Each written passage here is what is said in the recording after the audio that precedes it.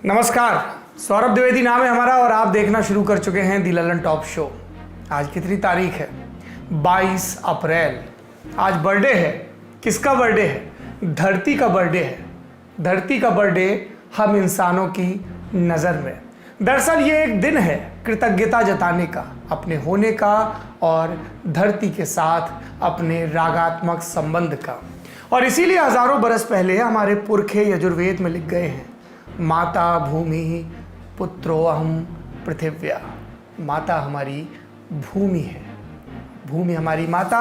इस संवाद के साथ आज के दिन की शुरुआत करते हैं। सबसे पहले आपको दिखाते हैं एक तस्वीर। नजर डालिए, फिर इसकी कहानी सुनाएंगे।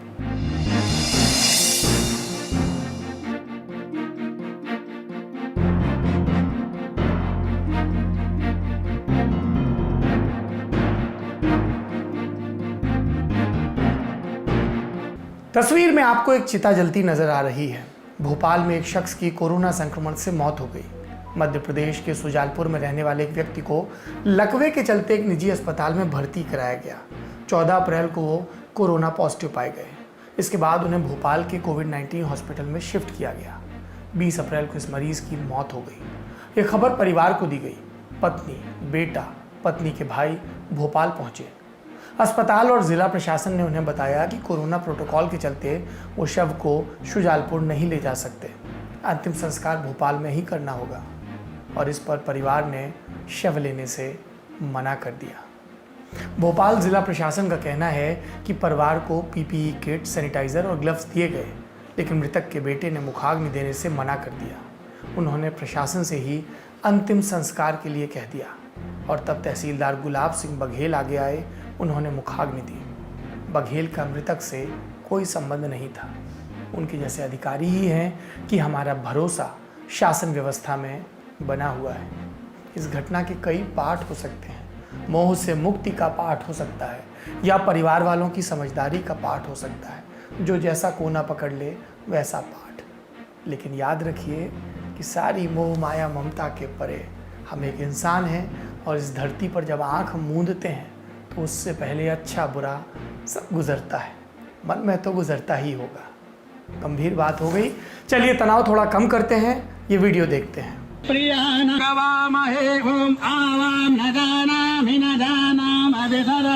ओम तैयं नदाना ओम अमितानाम महाशब्दो शांति भूतानि संभवं तदेसा महाशब्दोत्पन्न ओम अमितानाम ओम हरि ओम अनु इंद्र ससिनः विदाश्रवा ससिनः पोता ससिनः ओम गणपति गंगवामहे प्रियाणाम पापति गंगवा ओम हरे ओम पुरनासी ओम गाइए आरती कीजिए, लॉकडाउन तोड़ने वालों की आरती करिए साजन की, आरती करिए साजन की।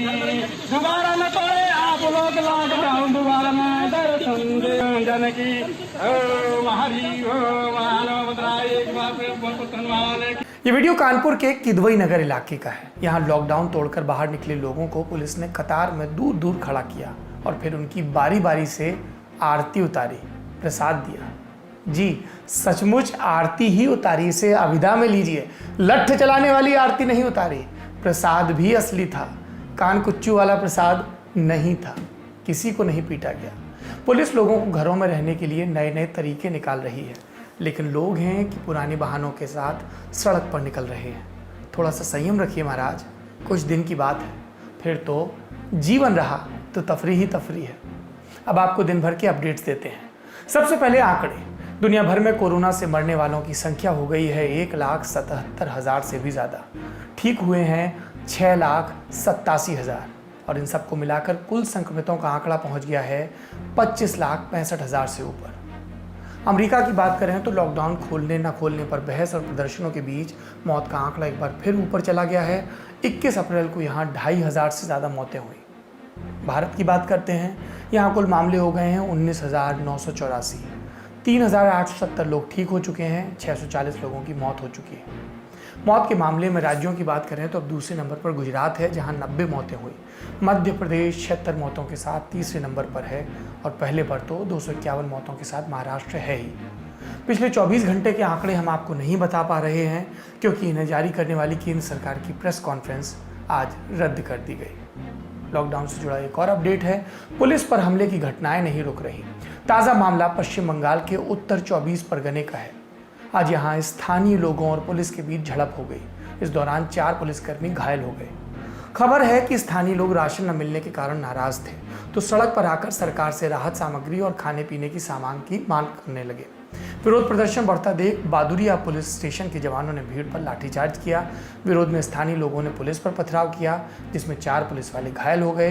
पुलिस पर हमले की आलोचना की जाएगी, लेकिन सवाल पश्चिम बंगाल सरकार से भी होगा कि जो सामान लोगों को घर बैठे मिलना चाहिए, उसके लिए उन्हें सड़कों पर प्रदर्शन क्यों करना पड़ रहा है। ममता बनर्जी इसका जवाब देंगी क्या?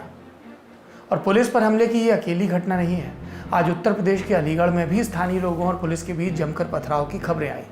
अलीगढ़ के भुजपुरा में प्रशासन द्वारा सुबह 6 बजे से 10 बजे तक दुकानें खोलने की छूट दी गई है। समय पूरा होने पर पुलिसकर्मी दुकानें बंद कराने लगे तो दुकानदार बहस करने लगे और यही बहस आगे चलकर पथराव में बदल गई। यहाँ पर भी प्रशासन पर सवालिया निशान उठेंगे। योगी आदित्यनाथ की सरकार है उत्तर प्रदेश में, सख्ती बरती जाए लेकिन लोगों की जीविका वो जीवन जीते रहें, इसका उपाय सुनिश्चित करना होगा। पुलिस के पास बवाल में बचने की ट्रेनिंग होती है, लेकिन स्वास्थ्य कर्मियों की बात करूं, कोरोना वॉरियर्स का दूसरा सिरा, तो उनके पास ऐसे हमलों से निपटने की ना तो ट्रेनिंग होती है और ना ही तैयारी, लेकिन उन्हें इन हमलों की बड़ी कीमत चुकानी पड़ती है। उनकी मदद के लिए आज नरेंद्र मोदी सरकार ने कानून में बदलाव किया है।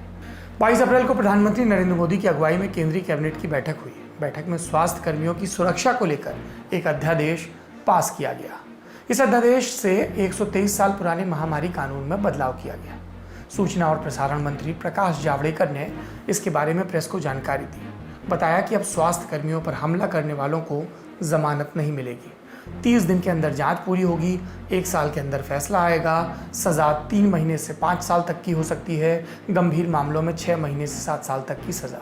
साथ ही 50,000 से 2 लाख तक का जुर्माना लगाया जाएगा। और अगर हमले में स्वास्थ्य कर्मियों को माली नुकसान होता है, मसलन गाड़ी टूट जाती है, तो बाजार भाव से 2 गुना जुर्माना लगाया जाएगा। ये बहुत बढ़िया फैसला है, इसका सख्ती से पालन होना चाहिए, इस पर अमल होना चाहिए। स्वास्थ्य कर्मियों के साथ बदतमीजी करने वालों के साथ ऐसे ही निपटा जा सकता है। और बात करें, लंबा होता लॉकडाउन, इसका असर अब फूड डिलीवरी चेन्स पर भी पड़ने लगा है। इकोनॉमिक टाइम्स अखबार ने खबर दी है कि फूड डिलीवरी कंपनी स्विगी कर्मचारियों की छटनी करने वाली है। अखबार का दावा है कि स्विगी ने खबर की पुष्टि की है, लेकिन संख्या का खुलासा नहीं किया। अलग अलग प्रेस रफ्तों में कहा जा रहा है कि 1000 तक डिलीवरी एग्जीक्यूटिव्स की नौकरी जा सकती है। आखिरी सुर्खी मध्य प्रदेश से। देश में सबसे लंबे समय तक एक मंत्री वाली सरकार चलाने का रिकॉर्ड पहले BS येदियुरप्पा के नाम दर्ज था, लेकिन उन्हें पीछा करके ये खिताब हासिल किया मध्य प्रदेश के मुख्यमंत्री शिवराज सिंह चौहान ने। 23 मार्च को वो मुख्यमंत्री बने और उनके मंत्रिमंडल का विस्तार हुआ 21 अप्रैल की दोपहर को।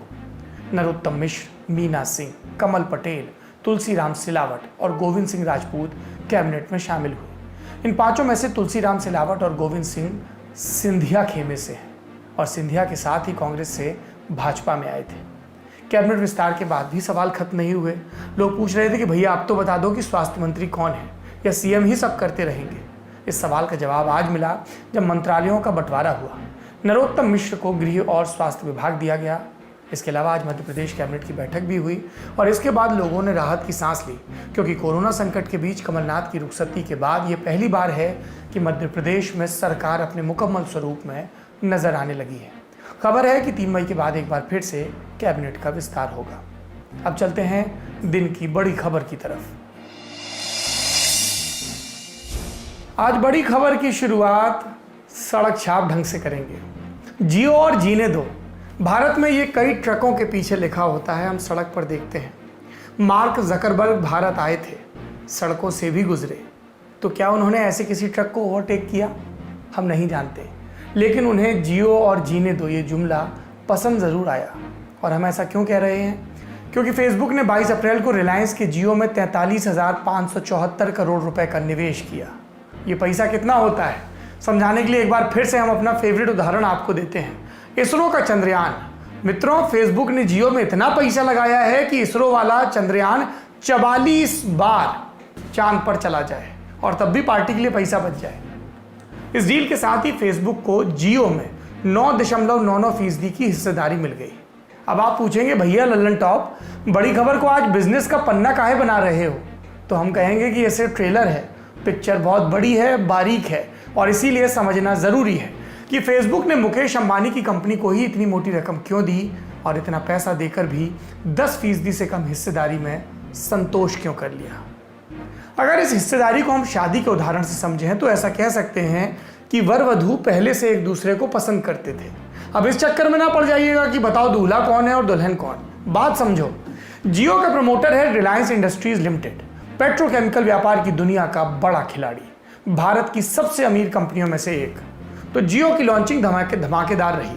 कंपनी ने शुरुआत में ही 4G में दाखिला ले लिया, बेहद सस्ती कीमत पर ऐसी स्पीड पर इंटरनेट दिया जो भारत में पहले कभी नहीं हुआ था। सितंबर 2016 से आम लोगों के लिए सेवाएं चालू करने के बाद जियो ने 3.5 साल में बाजार के 34% हिस्से पर कब्जा कर लिया।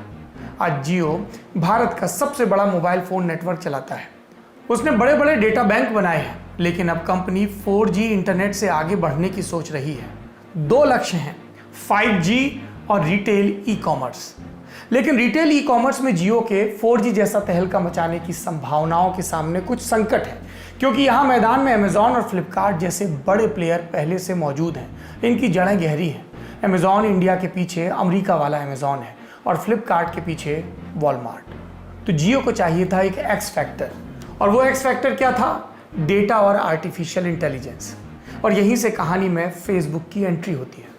फेसबुक एक पॉपुलर सोशल नेटवर्किंग वेबसाइट है, लेकिन लोगों के बारे में जितना सटीक डेटा व्हाट्सएप के पास है उतना फेसबुक के पास नहीं। व्हाट्सएप भारत में सबसे ज़्यादा इस्तेमाल होने वाला मैसेजिंग ऐप है, और संयोग देखिए, अगर सिर्फ संयोग ही माना जाए तो व्हाट्सएप का मालिक है फेसबुक। लेकिन डेटा होने का मतलब ये नहीं कि आपके मैसेज प्रिंट आउट करा कर रख लिए हैं फेसबुक व्हाट्सएप वालों ने। डेटा का मतलब होता है यूज़र बिहेवियर। आप क्या करते हैं, कैसी पसंद रखते हैं, क्या खाना पसंद करते हैं और अप्रेजल के बाद बाइक कैसी लेंगे, इसे लेकर डेटा के आधार पर अनुमान लगाया जा सकता है। और यही अनुमान लगाने में महारत हासिल है फेसबुक इंक को। फेसबुक आर्टिफिशियल इंटेलिजेंस की दुनिया में बड़ा नाम है। अभी तक फेसबुक के पास सब कुछ था, गाड़ी, बंगला, बैंक बैलेंस, बस एक चीज़ नहीं थी, पेमेंट सर्विस। व्हाट्सएप में पेमेंट सर्विस शुरू करने की कोशिश की गई है। National payments corporation of India से अनुमति भी मिल गई है, लेकिन ये काम चरणों में होना है, क्योंकि आरबीआई और दूसरी संस्थाएं व्हाट्सएप में जाने वाले भारतीयों के वित्तीय डेटा की सुरक्षा को लेकर चिंतित है। मोटा हिसाब ये है कि सरकार चाहती है कि अगर भारत में धंधा करना है तो भारत में ही डेटा भी रखो, ताकि सब हमारी निगरानी में हो।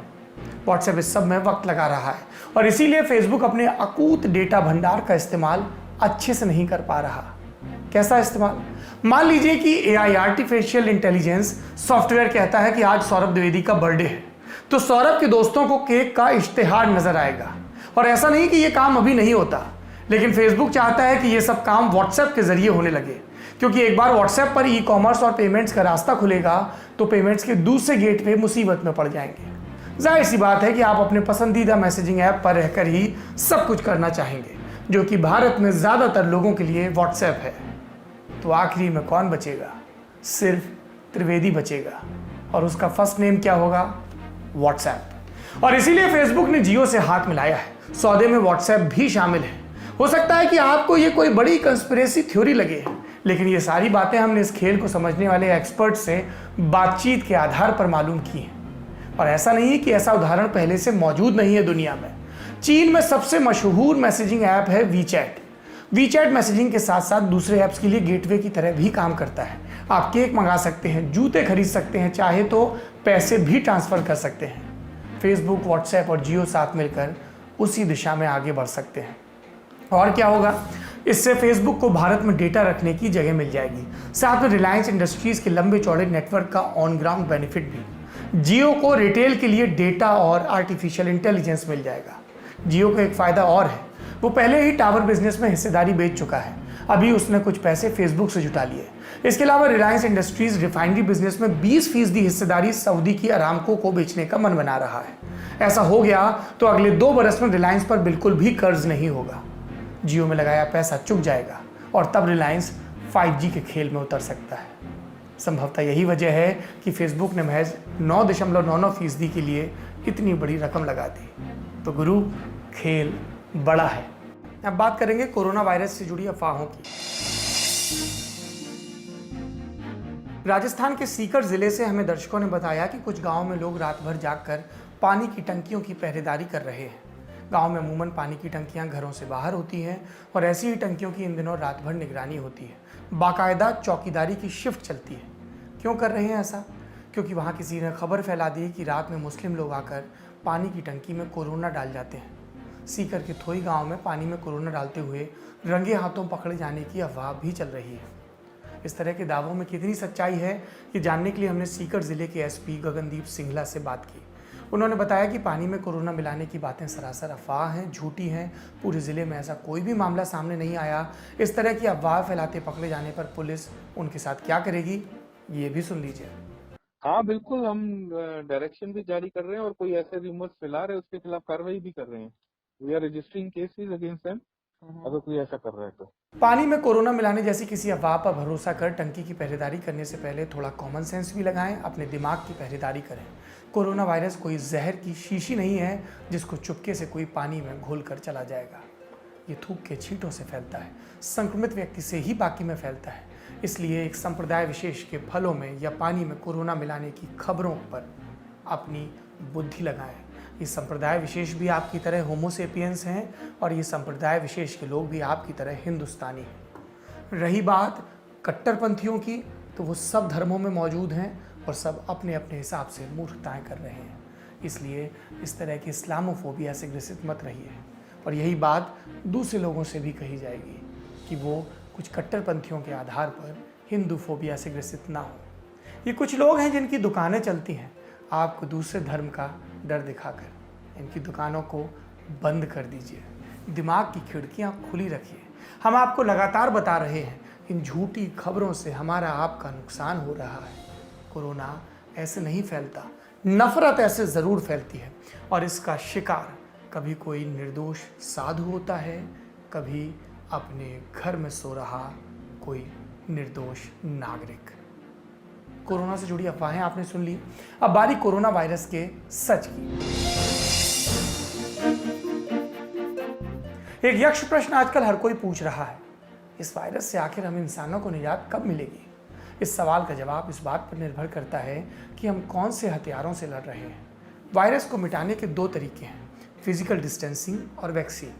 अभी फिजिकल डिस्टेंसिंग वाले हथियार से ही लड़ रहे हैं क्योंकि वैक्सीन हमारे पास नहीं है। लेकिन ये तरीका फौरी राहत देने वाला ही है। वायरस से इंसानों को बचाने का फूल प्रूफ तरीका ये नहीं है। लॉकडाउन में ज़्यादा दिन हम रह नहीं सकते, आखिरकार फिजिकल डिस्टेंसिंग तोड़नी ही पड़ेगी। और इसके बाद अगर एक भी कोरोना वायरस मरीज रह गया तो दोबारा फैलने का पूरा खतरा है। तो फिर इस मुसीबत का मुकम्मल तोड़ क्या है? ज़ोर से कहिए, वैक्सीन माने टीका।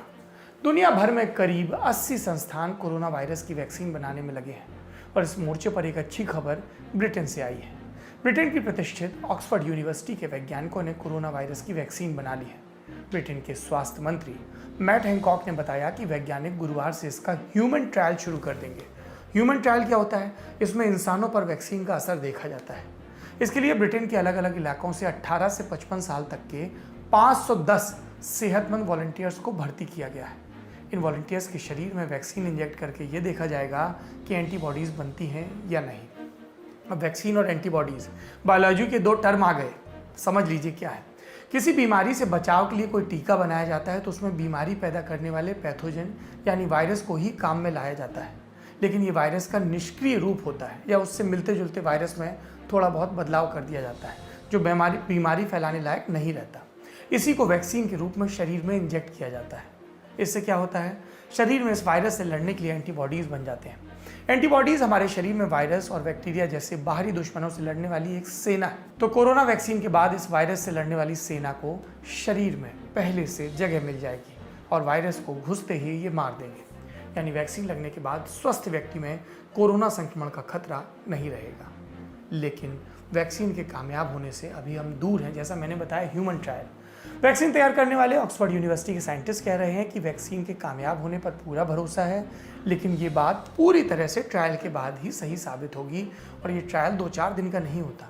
6 महीने में अलग अलग स्टेज में ट्रायल होता है और इसके बाद वैक्सीन का बड़े पैमाने पर फैक्ट्रियों में प्रोडक्शन होता है। तो सितंबर तक ऑक्सफोर्ड वाले वैक्सीन के 10 लाख डोज तैयार कर लेंगे, इस तरह की बात कही जा रही है। हम उम्मीद करते हैं कि जल्द से जल्द ये मुमकिन हो। और ये काम सिर्फ ब्रिटेन में नहीं हो रहा, दुनिया भर के 5 अलग अलग संस्थानों में वैक्सीन का ह्यूमन ट्रायल चल रहा है। तो वैक्सीन की उम्मीद है, पतले धागे पर ही झूल रही हो, लेकिन नज़र तो आ रही है। ललन टॉप शो में वक्त है विदा लेने का, लेकिन विदा लेने से पहले एक पॉजिटिव खबर देंगे। अर्थव्यवस्था का पहिया धीरे धीरे ही सही दोबारा घुमाना ज़रूरी है। आज तमाम अखबारों ने खबर दी कि बाजार में जान भरने के लिए सरकार के पास भी ज़्यादा पैसे नहीं है, तो एक ही रास्ता है, उद्योग दोबारा शुरू किए जाएं। इसी सिलसिले में देश की सबसे बड़ी कार निर्माता कंपनी मारुति सुजुकी को अब गुरुग्राम के मानेसर वाले प्लांट को शुरू करने की अनुमति मिल गई है, लेकिन कुछ शर्तों के साथ। रोजाना मारुति सुजुकी के प्लांट में सिर्फ 4,696 लोग ही काम कर सकते हैं, यानी एक ही शिफ्ट चलेगी। हालांकि अभी मारुति सुजुकी ने ऐलान नहीं किया कि काम कब शुरू करेंगे। इसके अलावा गुरुग्राम में करीब 30 और फैक्ट्रियों को शुरू करने की अनुमति दे दी गई है। 7,000 से ज़्यादा फैक्ट्रियां हैं सिर्फ गुरुग्राम में, 11 लाख से ज़्यादा लोग काम करते हैं। लॉकडाउन के बाद से ये बंद है। अब इंसान में दोबारा जान फूंकी जा रही है, इस फैक्ट्री के इंजन को दोबारा चलाकर। हमारी इन सब के बीच बस एक ही गुजारिश है, काम ज़रूर शुरू हो, लेकिन एहतियात पूरी तरह से बरती जाए, क्योंकि काम शुरू होने से संक्रमण का खतरा भी बढ़ जाता है। इसलिए सावधानी बहुत ज़रूरी है। आज के लिए इतना ही। अपना और अपनों का भरपूर ख्याल रखिए। शुभ रात्रि।